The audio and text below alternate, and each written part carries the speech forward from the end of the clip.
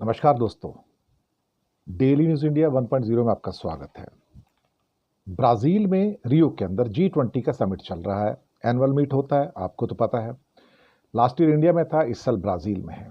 Lula da सिल्वा उसकी अगवानी कर रहे हैं एक तरह से सब लोगों की। वहाँ पर एक सबसे मुख्य मुद्दा जो लूला डी सिल्वा लेके आए थे, जो स्वागत योग्य है, वो था टैक्सिंग द रिच एक्चुअली। और उनका प्रपोजल था कि दुनिया के जो अल्ट्रा रिच हैं, लगभग जो 3000 के आसपास हैं, जिन्हें अरबपति ना कहा जाए, खरबपति कहा जाए, मल्टी बिलियनियर्स हैं, उनके ऊपर हर साल का 2% का एक्स्ट्रा टैक्स लगाया जाए, जिससे 250 बिलियन 250 बिलियन और ज़्यादा कलेक्ट हो पाएंगे। और वो 250 बिलियन अगर कलेक्ट होते हैं हर साल, तो अगले 6 सालों के अंदर 2030 तक दुनिया में जो एक्सट्रीम पॉवर्टी है वो ख़त्म हो जाएगी।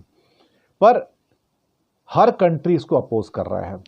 वो सारे के सारे जो अल्ट्रा रिच हैं वो तो अपोज कर ही रहे हैं। अमेरिका ने अपोज किया, भारत भी उसके पक्ष में नहीं है, और तो जो ब्राज़ील के जो अरबपति खरबपति हैं वो भी उसके पक्ष में नहीं है।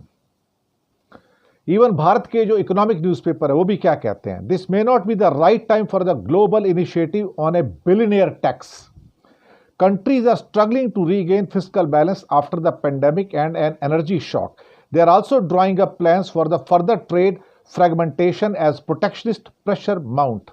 The concept of taxing the super rich at home to feed the hungry abroad recedes against immediate domestic economic priorities.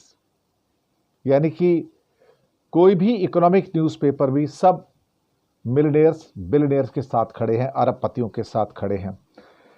Idea सिर्फ 3000 जो अरब खरबपति हैं उनको टैक्स करना है, सिर्फ 2% एक्स्ट्रा, जिससे $250 बिलियन आ पाएंगे।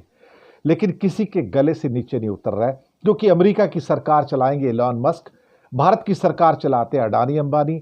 200 कंट्री की सरकारें इस दुनिया में 3000 अरबपति चला रहे हैं।